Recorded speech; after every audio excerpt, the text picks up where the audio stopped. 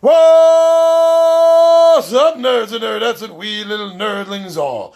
To our buddy Big John and G from Two Gun Pixie presents Legendary Gaming. And tonight we have finished a game of Eldritch Horror. When I say we, I mean me and the 20-sided warriors.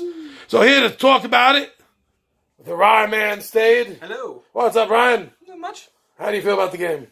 I have several feelings about the game. We'll get to it in a second. All right. My buddy Oregon Alex, good to see you. Hey. So, this was an experience? Yes, drives you mad. Yeah, so this was your first game of Eldritch Horror. It was. You're a bit of a master of Arkham Horror, though. I have played a lot of Arkham Horror, and its first couple expansions. Well, we'll talk about what you think about the comparison in a few. And finally, we got T-Bone Anthony. I have to be here. You have to be. Is it contract or parole? It's parole. Very much so. Community service. All right, so yes, we did finish a game of Eldritch Horror. So what did you think about it? This is my second time, at least second, could be my third. I kept trying to remember. I think it's the second time going through this game. I know there was one game that wasn't finished. One game that wasn't finished, yes. But this was... I like this a lot. It's very in-depth. I love deep, kind of long pace. Like, obviously, you're in for the long haul kind of games. Yeah. Epic games, as we call them. But yeah, I had a lot of fun with it. As the... you can see from certain spaces on the board, we didn't do too well. A couple of us went insane. Most of us were killed off by a catastrophic, cataclysmic worldwide event. So our results were not what we expected. But still, going through it was fun to fun new experience, fun to go through. I had a good time with it. I'm looking forward to doing it again, just to try it again. But fun. In depth, enjoyed it. Right, and now you have played Arkham Horror before? I believe I have, yes. So it's not so fresh in your memory. No, it is not. Remember much to compare. Not enough to comment on a comparison between this and. However, unlike you, yes. Now you've played Arkham Horror until the cows have come home, and you're from Oregon, so that was literally true. Yes. Yeah, a time or two. So, there are some parallels to Arkham Horror if you've played Arkham Horror. Areas on the board, you can see, like, Arkham has a color. There's the color for Europe. There's the color for, like, Asia. All have their own sets of encounter cards, kind of like the original Arkham Horror, which... different parts of the boards, depending on what neighborhood you're in, had different encounter cards. This also has a second level where there's these symbols on the board for cities and the ocean and wilderness, which has its own encounter deck. And there's yet another encounter deck for clues. And then there's which these encounter decks depend on what monster you're facing. So this is the Cthulhu, clue deck. And so it'll show you on the other side, if you're in a city, you get this. If you're in the wilderness, it's a different encounter. And if you're in the sea, it's yet a different encounter. And then there's encounter decks for the gates, like there were in Arkham Horror.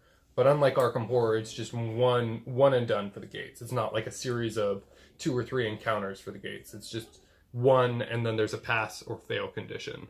So they're a little bit more complex, typically...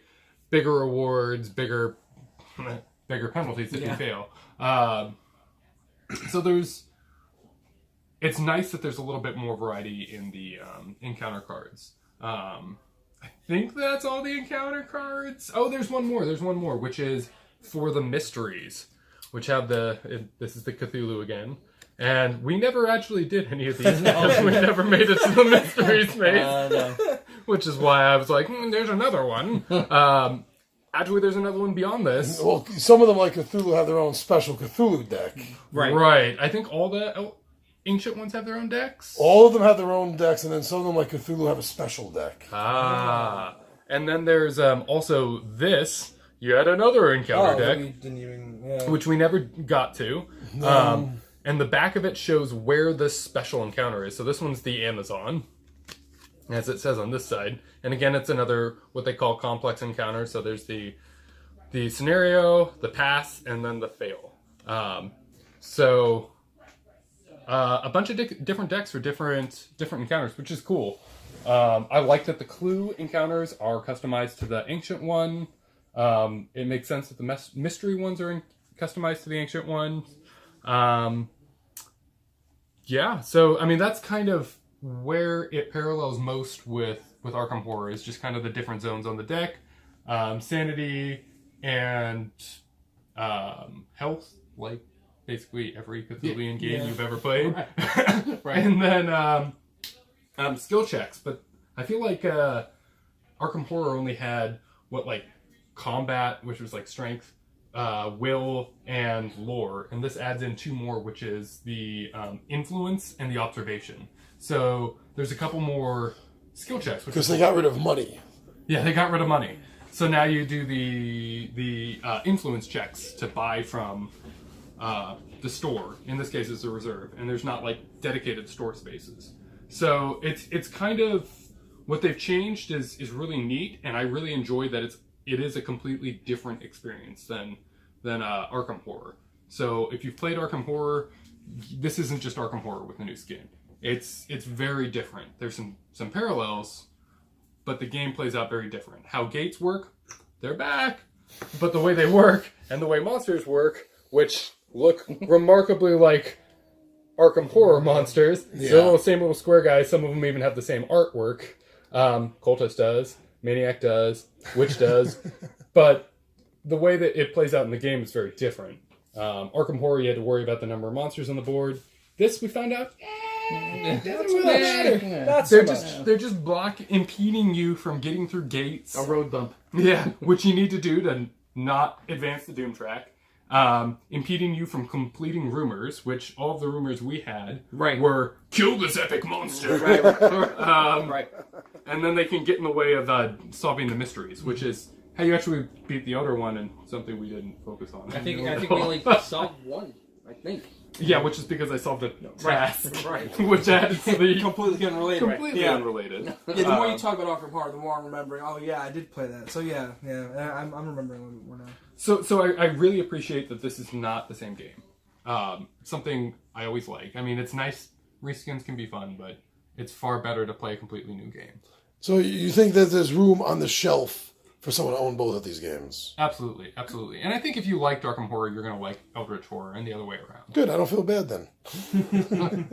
Now, from a completely different point of view, Anthony has never played Arkham Horror, and this was his first time playing Eldritch Horror. Yeah, complete novice to the game. I have to say it is highly in-depth of a game. I've never seen so many different normal size, smaller size decks of cards that have encounters, good things on them, bad things on them, and then tack on top of that, you have loads of characters to choose from.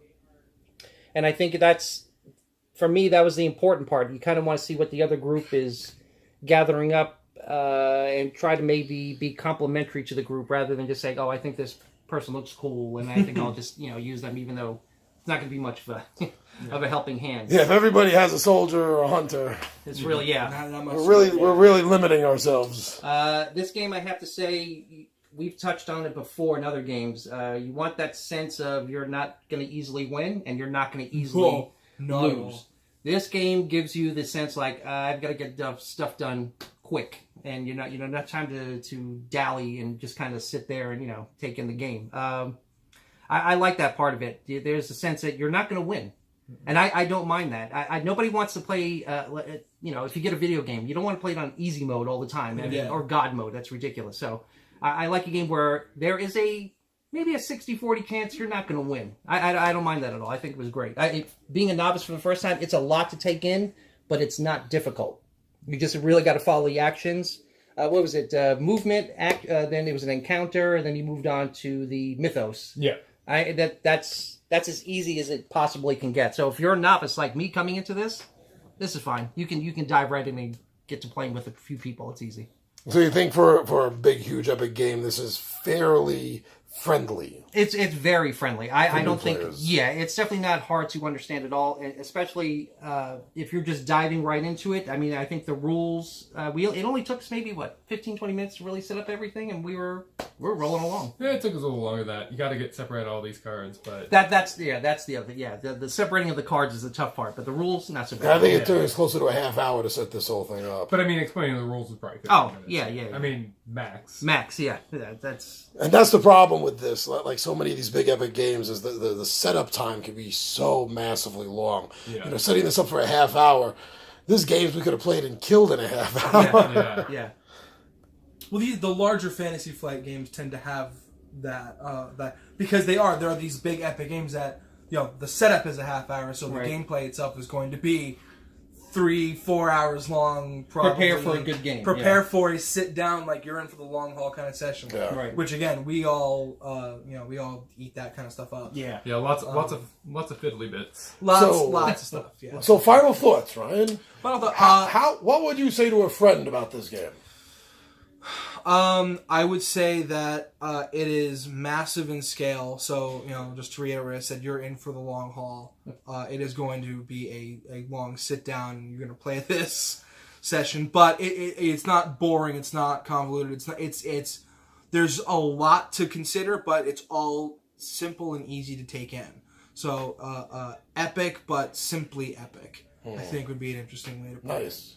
And you enjoyed it, and you're looking forward to playing it again? Looking forward to trying it again, either fighting Cthulhu once again or one of the other ancient ones.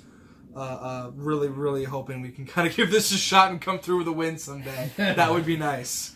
All right, Al. I would say this is probably a 2-hour game if you were really fast, and a 5-hour game if you're not. I mean, I think it took us 4 or 5 hours to get through. Yeah. So be prepared for this to take a while. The setup's going to take half an hour, probably on the short side. Knowing from Arkham Horror, which once you add in the expansions, it can take like an hour to set up.